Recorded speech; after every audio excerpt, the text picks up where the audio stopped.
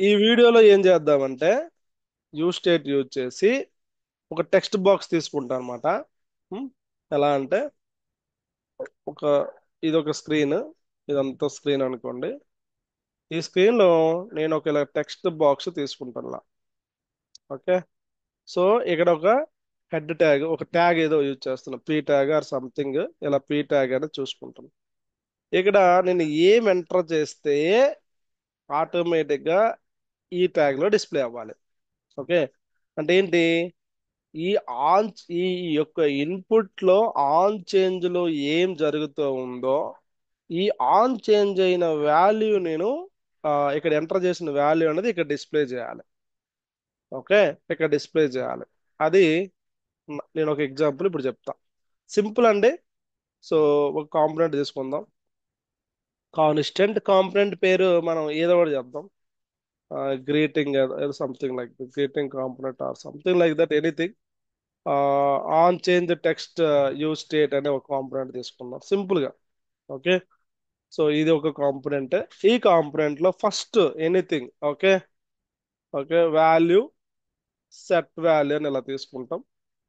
Initial గా empty value display చేద్దాం. So previous లో మనం కౌంటర్ వాల్యూ, ఇంటీజర్ వాల్యూ తీసుకున్నాం. ఇక్కడ ఒక సింపుల్ టెక్స్ట్ తీసుకున్నాం. నెక్స్ట్ రిటర్న్ చేద్దాం. రిటర్న్ లో మనకి ఈ రిటర్న్ లో డివ్ ట్యాగ్ ఉంటుంది. డివ్ ట్యాగ్ ఇలా. ఓకే. సో ఈ ట్యాగ్ లో మనం హెడ్ లో on change text field with use state అని హెడర్ లో చూపిద్దాం. తర్వాత మనకి ఇన్పుట్ ఫీల్డ్ తీసుకుందాం. Input field. ఓకే. ఇది input field. So input field లో type equal to text type, current value, ఏదైతే ఇక్కడ కరెంట్ వాల్యూ ఉందో అక్కడ డిస్ప్లే అవుతుంది. ఇన్పుట్ టైప్ కి ఆన్ చేంజ్ అనేది ఒకటి ఉంటుంది ప్రాపర్టీ.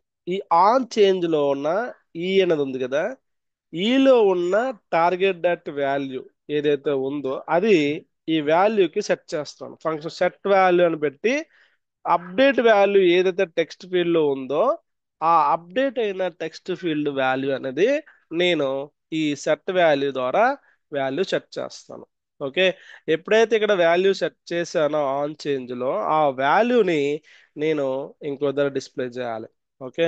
సో ఇప్పుడు టైప్ పెట్టా కాబట్టి ఇంకా కొద్దిగా డీటెయిల్గా ఇలా రాస్తే మీకు ఇంకా ఈజీగా ఉంటుంది. ఇక్కడ ఆన్ చేంజ్, ఇక్కడ మనం ఒక ప్లేస్ ఆర్డర్ పెడదాం. సో ప్లేస్ ఆర్డర్ లో enter your name or something, enter data. Okay. Enter data, place holder అండి, టైప్ టెక్స్ట్.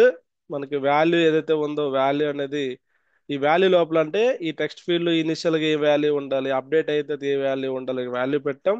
ఆన్ చేంజ్ అయినప్పుడు టెక్స్ట్ ఫీల్డ్ మీద మనం ఆన్ చేంజ్ చేసినప్పుడు ఈ సెట్ వాల్యూ ఏదైతే ఉందో ఈ సెట్ వాల్యూలో టార్గెట్ అంటే ఈ అనేది రిటర్న్ చేస్తాం. ఆన్ చేంజ్ దానిలో ఉన్న వాల్యూని ఇక్కడ సెట్ వాల్యూ ద్వారా సెట్ చేస్తాను అనమాట. ఓకే.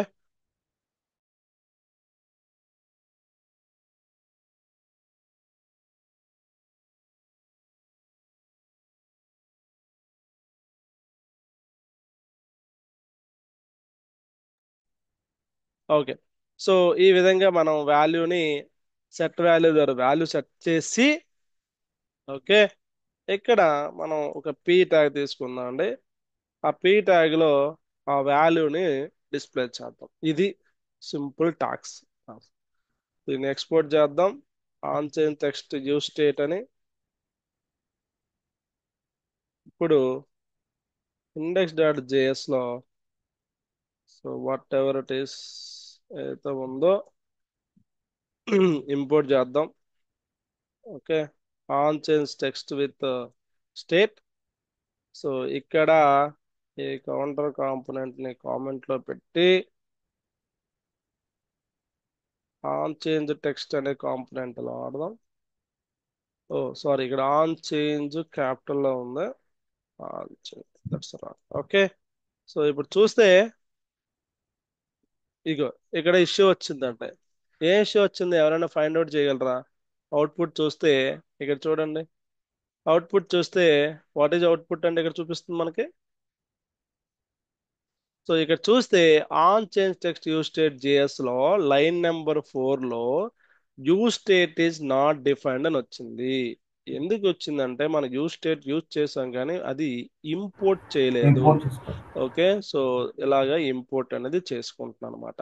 సో ఇంపోర్ట్ చేసిన తర్వాత ఎర్రర్ పోయింది, అవుట్పుట్ ఇక్కడ వచ్చింది చూడండి. ఇక్కడ ఇప్పుడు నేను ఇక్కడ ఏ టెక్స్ట్ అయితే రాస్తున్నానో అది మనకి ఈ ఈ డౌన్ ట్యాగ్ లో మనకి డిస్ప్లే అవుతుంది. ఇదనమాట. ఇప్పుడు ఇన్స్పెక్ట్ చేసి కూడా ఇంకా డీటెయిల్ గా మీరు చూడొచ్చు. ఇన్స్పెక్ట్ చేసి బాడీలో డివ్ ట్యాగ్ లో ఇది కదా మన కాంపోనెంట్. ఇక్కడ పీ ట్యాగ్ చూస్తే ఉం, సో ఇక్కడ వాల్యూ ఏం లేదు. మళ్ళీ ఇక్కడ అప్డేట్ చేశాను, వాల్యూ అనేది ఇక్కడ ప్రింట్ అవుతుంది. ఓకే, సో ఇక్కడ ప్రింట్ అవుతుంది, అక్కడ ప్రింట్ అవుతుంది అనమాట.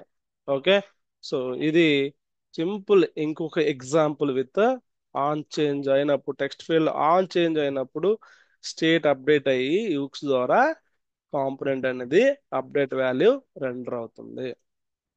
ఇక నెక్స్ట్ వీడియోలో ఇంకొక ఎగ్జాంపుల్ తీసుకుందాం. ఒక టు డూ టాస్క్ అని క్రియేట్ చేద్దాం. ఓకే, సో అది ఒక లిస్ట్ లో డిస్ప్లే చేద్దాం. ఓకే.